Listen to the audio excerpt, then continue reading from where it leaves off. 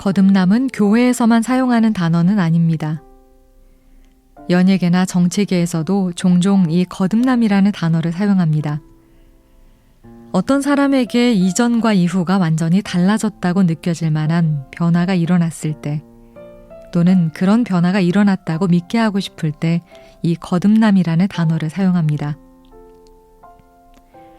그간 우리는 성경이 말하는 거듭남의 의미를 정확하게 정리하지 못했습니다.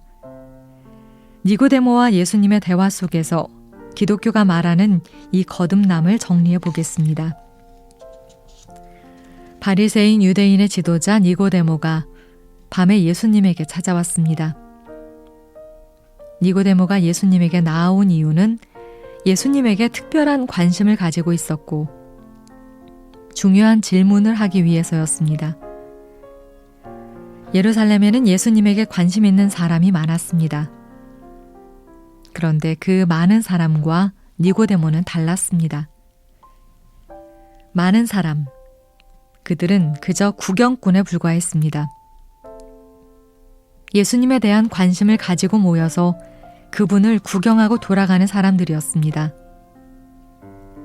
이들은 예수님이라는 특이한 사람이 나타나서 다른 이들이 하지 않는 말을 하자 관심을 가지고 다가왔습니다. 이런저런 말을 듣고 예수님이 행하시는 일들을 보면서 감탄하기도 했습니다. 그러나 시간이 지나면 그들은 모두 자신의 일상으로 돌아가 버립니다. 구경꾼은 구경이 끝나면 돌아가는 것이 당연하기 때문입니다. 저는 이 이야기를 읽게 될 여러분이 구경꾼이 아니기를 원합니다. 니고데모는 구경꾼이 아니었습니다. 이것이 믿음의 시작입니다. 예배 시간에 앉아있다고 변하지 않습니다. 설교를 잘 듣는다고 변하는 것도 아닙니다. 남의 이야기를 호기심 때문에 듣고 있다면 별로 얻어갈 것이 없습니다. 구경꾼은 딱 그만큼만 얻어 돌아갈 것입니다. 그에게 아무런 변화도 일어나지 않을 것입니다. 진지하게 이 이야기 속에 들어와 니고데모 자리에 서는 자, 예수님을 만난 사람들의 자리에 서는 자는 이 세상이 줄 수 없는 무언가를 누리게 될 것입니다. 예수님은 자기 앞에 나와 진지하게 도움을 청한 니고데모를 문제의 핵심으로 데리고 가십니다. 예수께서 대답하여 이르시되 진실로 진실로 내게 이르노니 사람이 거듭나지 아니하면 하나님의 나라를 볼 수 없느니라.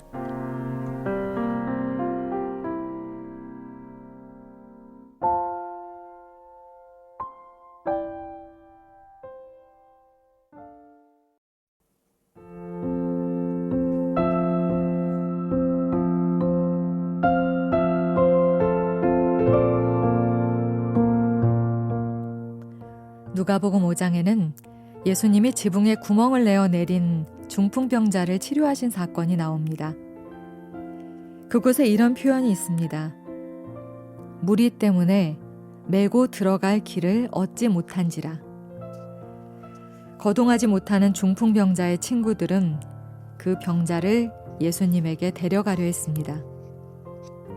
그런데 이미 예수님을 둘러싼 무리 때문에 중풍병자를 예수님 앞에 데려갈 수 없었습니다. 무리가 그들이 예수님에게 나아가는 것을 방해한 것입니다. 무리가 병자가 실린 들것과 예수님 사이를 막는 벽이 된 것입니다. 미국의 유명한 설교자 A.W. 토저는 이 본문으로 설교하면서 이 무리를 지붕 증후군에 걸린 사람들이라고 불렀습니다. 말 그대로 지붕을 몹시 중요하게 생각하는 사람들이었다는 것입니다. 예수님의 능력과 일하심, 병자가 치유되고 인생이 변화되는 것보다 지붕의 안전이 더 중요한 사람들이라는 것입니다. 그런 사람들에게 지붕을 뚫고 내려오는 병자와 그 병자를 달아내리는 친구들은 참을 수 없을 만큼 무례한 사람들인 것입니다. 그들은 자신들의 방법과 규칙을 따르지 않은 자들은 예수님에게 나아와서 구원을 얻으면 안 된다고 생각하는 사람들이었습니다. 그래서 이 들것의 접근 자체를 막았던 것이죠. 예수님의 역사나 치유보다 지붕을 더 소중히 여기는 사람들, 바로 소리 지르는 바디메오를 책망했던 무리입니다. 오늘날에도 이 앞서가는 무리 중에 지붕 증후군에 걸린 사람들이 있습니다. 그들은 앞서 예수님을 믿게 되었습니다. 그리고 그 경험을 토대로 어떤 규칙을 만들어냅니다. 그 후 그 규칙을 어기는 사람들을 예수님에게 나오지 못하게 합니다. 세상과 예수님 사이에 자신들이 만든 규칙이라는 벽을 쌓는 것이죠. 내가 아는 예수님께 나오려면 너희는 이런저런 규칙을 지켜야 한다고 말하는 것입니다. 자신이 만든 규칙을 지키는 사람만 진짜로 인정하는 것입니다. 이미 신앙을 가지고 있는 우리, 앞에 선자인 우리에게 가장 중요한 존재 목적은 무엇입니까? 물론 진리를 사수하고 이단도 막고 교회 질서도 지켜야 합니다. 그런데 하나님이 우리를 이렇게 먼저 믿음으로 불러주신 가장 큰 이유는 모든 사람이 주님 앞에 나올 수 있도록 주님을 소개하고 주님을 들려주고 주님을 이야기하고 주님을 노래하고 주님을 나누기 위함입니다. 성도의 인생 목적은 아직 예수님을 모르는 이들에게 우리가 먼저 만난 예수님을 소개하고 들려주는 것입니다. 세상과 예수님 사이에 담이 아니라 다리가 되는 것이 우리의 사명입니다.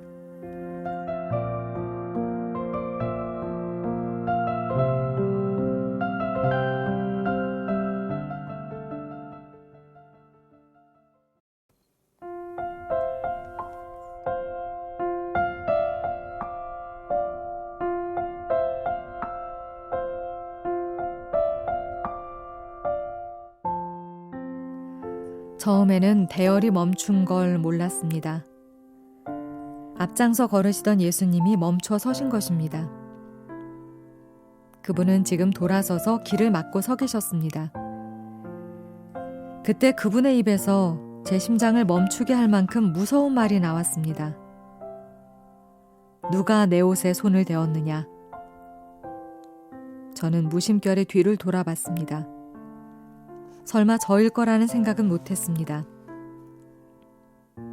예수님과 시선이 마주쳤습니다. 모든 것을 아시는 듯한 그분의 깊은 눈을 마주한 순간 저는 그분이 지금 누구를 찾고 있는지, 그분이 누구를 부르고 계시는지 알 수 있었습니다. 바로 저였습니다. 혈루증을 앓는 부정한 여자인 저를 향해 지금 나오라 말씀하신 것입니다. 저는 고개를 숙였습니다. 몸이 사시나무 떨리듯 떨려왔습니다. 원래 저는 이 자리에 있으면 안 되는 사람입니다. 만약 제 겉옷이 내려지고 제 얼굴이 드러난다면, 만약 이 수많은 사람이 모인 길 한복판에 있는 제가 혈루증을 앓는 여자라는 사실이 밝혀지면 사람들은 저를 가만두지 않을 것입니다. 저는 고개를 땅에 박고 속으로 반복해서 기도했습니다. 예수님, 그냥 절 놔주세요. 예수님, 절 찾지 마세요. 예수님, 그냥 돌아서세요. 예수님, 어서 해당장의 딸을 고치러 가세요. 제발요. 그러나 예수님은 움직이지 않으셨습니다. 사람들이 계속 소리쳤지만, 죽어가는 딸의 아버지가 애걸했지만 주님은 그 자리에 서서 호령보다 무서운 침묵으로 저를 향해 나오라 하셨습니다. 두려움에 눈물이 흘러내렸습니다. 두려움에 다리가 후들거렸습니다. 그러나 제가 나가지 않는 한 주님은 절대 움직이지 않으실 거라는 것을 알았습니다. 한 발 내디뎌 주님을 향해 나아갔습니다. 저는 예수님 앞에 엎드렸습니다. 예수님, 저는 12년간 혈루증을 앓아온 부정한 여자입니다. 저는 망가질 대로 망가져 버렸습니다. 제게는 아무 소망이 없었습니다. 예전에 저는 예수님에 대한 소문을 들었습니다. 그래서 이 무리 가운데 숨어 들어와 예수님의 옷자락을 만졌습니다. 그렇습니다. 예수님, 당신의 옷자락을 만진 사람은 바로 저입니다. 이 여인의 이야기는 서러운 울음으로 끝났습니다. 그때 예수님이 입을 여셨습니다. 예수께서 이르시되, 딸아, 내 믿음이 너를 구원하였으니 평안히 가라. 내 병에서 놓여 건강할지어다.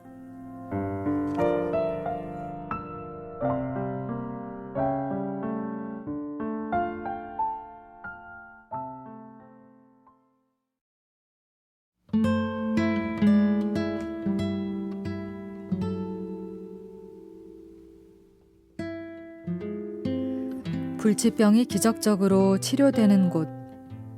물을 보고 있다가 물이 움직일 때 뛰어들기만 하면 어떤 병이든 낫는 곳. 거기다가 이름마저도 은혜의 집이라면 우리는 베데스다의 풍경을 아름다운 천국과 같은 곳으로 생각할 것입니다. 그러나 베데스다의 풍경은 결코 천국일 수 없습니다. 베데스다는 그곳에 있는 대다수의 사람을 실패자로 만드는 곳입니다. 베데스다에는 친구가 없습니다. 그 연못 앞에 서면 우린 다 적이 되고 경쟁자가 됩니다. 모두가 나의 치유를 방해하는 적들인 것입니다. 치유되는 한 명이 되기 위해 주변에 있는 모든 일을 짓밟고 달려야만 하는 곳입니다. 여기서는 모두가 나의 경쟁자, 다시 말해 적입니다. 그런데 베데스다가 과연 여기뿐일까요? 베데스다는 우리가 사는 이 세상의 다른 이름입니다. 이 병자는 38년 동안 병들어 있던 자입니다. 38년은 길어도 너무 긴 시간입니다. 그의 몸은 만신창이가 되었으며 가족은 그의 곁을 지켜주지 못했습니다.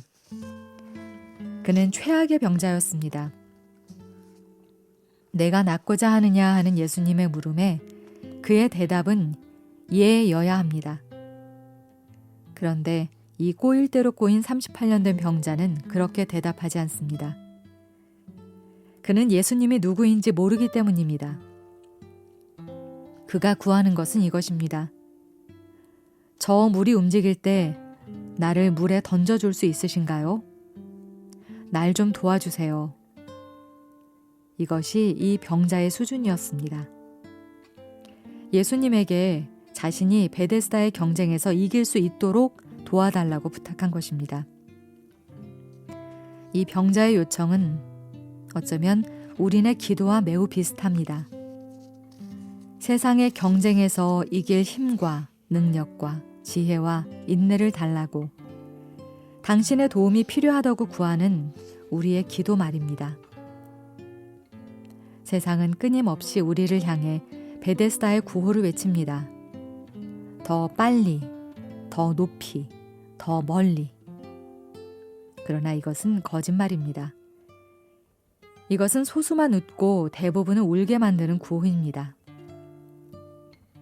거짓 은혜의 집인 베데스다의 거짓에서 벗어나십시오. 거기에는 행복이 없다고 선언하십시오. 베데스다의 출렁이는 물이 아니라 그 앞에서 죽어가는 인생들을 바라보고 계신 참 베데스다가 되시는 우리 주님을 바라보십시오. 주님에게 도움을 구하십시오. 주님이 내미신 손을 잡으십시오. 주님이 우리에게 자리를 들고 일어나 걸어가라고 말씀하실 것입니다.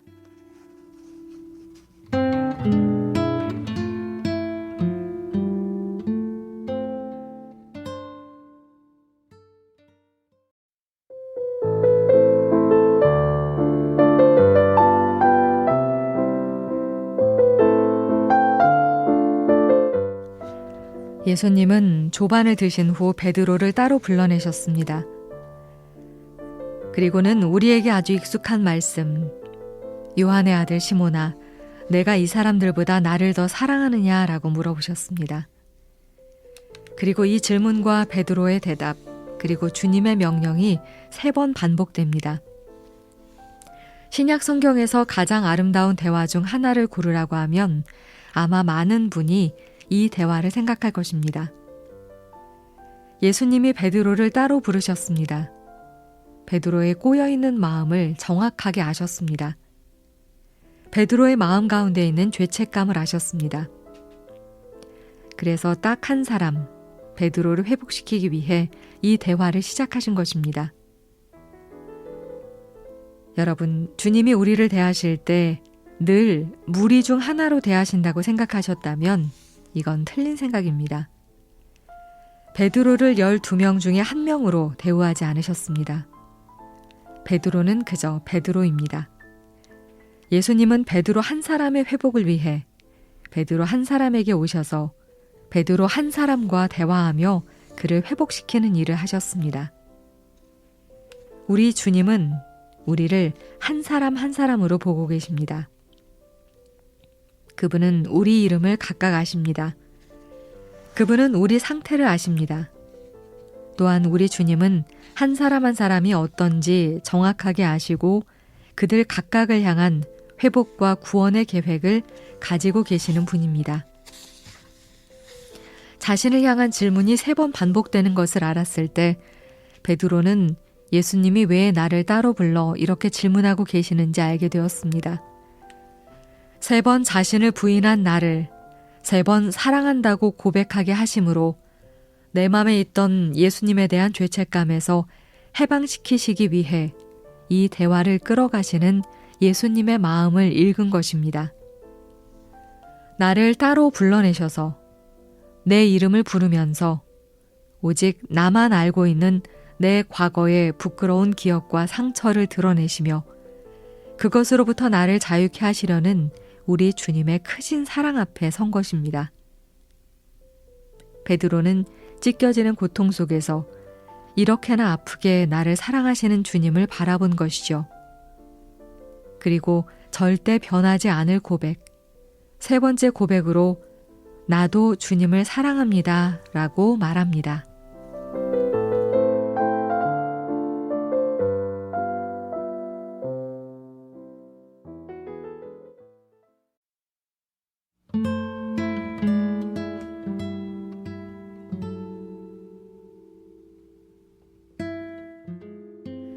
기독교는 은혜의 종교입니다. 다른 어떤 종교도 자격 없는 이를 향한 사랑, 자격 없는 이에게 주는 선물이라는 개념은 없습니다. 다들 자격을 갖추라고 말합니다. 자격을 얻기 위해 노력하라고 말합니다. 내가 할 수 있는 최선을 다해 사랑받을 이유를 만들어서 나오라고 말합니다. 그런데 기독교는 그렇지 않습니다. 기독교는 자격이 없다는 것을 인정하는 사람을 향해 찾아오신 하나님에 관한 이야기입니다. 신앙생활을 하다 보면 우리는 종종 침체를 경험하게 됩니다. 어떤 사물이나 현상이 더 이상 전진하지 못하고 제자리에 머무는 것입니다. 대부분의 사람은 침체가 오면 이전에 받았던 좋은 느낌들은 다 잊어버리고 영적인 힘을 잃습니다. 또 신앙적으로 살았던 모든 것을 포기해버립니다. 많은 성도가 삶의 어려움을 이야기합니다. 예수님을 안 믿는 것은 아닌데 예수님이 멀리 계신 것처럼 느껴지고 특별히 나에게 관심 없는 것처럼 느껴지는 것이죠. 내가 타고 있는 배는 풍랑에 좌초할 것 같은데 주님은 그 배에 타고 있으면서도 잠들어 계신 것 같다고 생각될 때가 있습니다. 기도해도 듣지 않으시고 불러도 대답하시지 않는 것 같습니다. 그래도 믿음으로 나아가야 하는 줄 알지만 마음도 몸도 의지도 좀처럼 움직여지지 않습니다. 기도도 말씀도 예배도 다 그만두고 싶어집니다. 그럴 때 우리는 어떻게 또 어디서 다시 걸어갈 힘을 얻을 수 있을까요? 이것은 우리 중 몇몇에게만 해당되는 고민이 아니라 어쩌면 우리 모두가 해야 할 고민입니다. 요즘 교회들이 많이 어려워졌습니다. 그래서 어떻게 하면 사람들이 모일 수 있는 교회가 될지에 대한 고민을 많이 합니다. 이것은 교회 생존과 직결되는 문제입니다. 그래서 할 수 있는 또 하는 선택 가운데 하나가 성도가 편한 교회입니다. 소비자가 왕이 되는 소비자 중심, 즉 성도에게 만족을 주는 곳으로서의 교회입니다. 그러나 저는 교회가 그런 곳이 되어서는 안 된다고 확신합니다. 교회 안에 있지만 아무런 부담도 느끼지 않게 해주는 교회. 수년을 다녀도 마음이나 삶에 아무런 변화가 일어나지 않는 교회. 적어도 그런 교회는 예수님이 주인 되시는 교회, 그리스도의 몸된 교회는 아니라고 확신합니다. 교회는 하나님의 기준이 제시되는 곳이기에 우리는 한없이 높은 그분의 기준 앞에서 늘 부담을 느낄 수밖에 없습니다. 주님의 뜻을 이루기 위해 나를 꺾어야 하기 때문에 때로는 너무 아픈 것이 설교이고 주님의 몸인 다른 성도들과 보조를 맞춰야 하기 때문에 나를 꺾어야 하는 순간이 반드시 있는 곳이 교회입니다.